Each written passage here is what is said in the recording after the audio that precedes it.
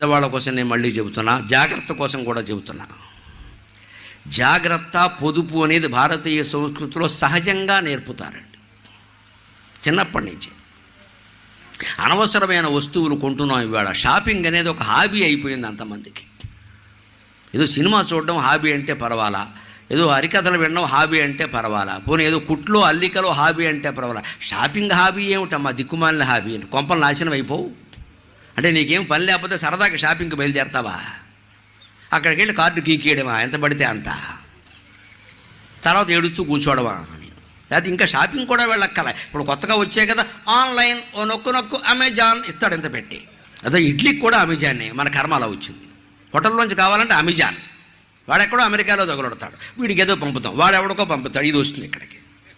దీనికోసం అమెజాన్ కావాలి. ఈ అట్టపెట్లు, ఆ లోపల ప్లాస్టిక్ ప్యాకేజీ ఎక్కడ పారేస్తున్నారో ఆలోచించండి అమ్మా. భూమి ఏమైపోతుందో. ఒక్క అమెజాన్ కొరియర్ ప్యాకెట్ మీరు తెప్పించారు అంటే పర్యావరణానికి ద్రోహం చేసినట్టే. నా మీద కేసు పెట్టినా మంచిదే, ప్లాస్టిక్ ప్యాకేజీ పెరిగిపోతుంది. కొరియర్లో ఎందుకు తెప్పించాలండి మనం? వీలైతే వెళ్ళి కొనుక్కుంటాం, లేకపోతే మానేస్తామమ్మా. ఇంటికి కొరియర్ రావడం ఏంటమ్మా?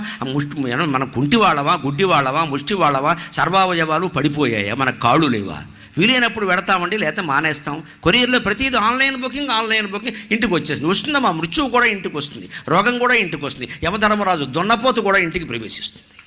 మన గృహప్రవేశాలకు ఆవులు రావు, దున్నపోతు వస్తుంది, అది కూడా యమధర్మరాజు వస్తుంది. ఇవే తెప్పిస్తే నిత్యం ఇంటికి తెచ్చుకుందుకు అలవాటు పడ్డాక నీ మీద నీకు అదుపు ఉంటుందా? తల్లి, తండ్రి, మా ఆడ, మగ ఎవరైనా ఆలోచించండి. మా ఇంట్లో సహా నేను మొత్తం వ్యతిరేకించి, మా ఇంటికి కఠినమైన నిబంధన రావడానికి వీల్లేదు, నేనే విసిరేస్తా బయటికి. కొరియర్లో తెప్పించదు ఏది కూడా. అవసరమైతే బజార్కి వెడదాం, కొనుక్కుందాం. అవసరమైతే చెప్పండి, అవసరమైతేనే కొంటా, లేకపోతే లేదు, మొహమాటం లేదు. ఊరికే రావు డబ్బులు. ఇక్కడ చెప్తారు కదా ఒక ఆయన, లలిత జ్యువెలర్స్, డబ్బులు ఎవరికి ఊరికే రావు. మరి మనం అదే ఉండాలి. ఊరికే వస్తున్నాయండి, ఆన్లైన్లో ఎందుకు నొక్కుతారండి?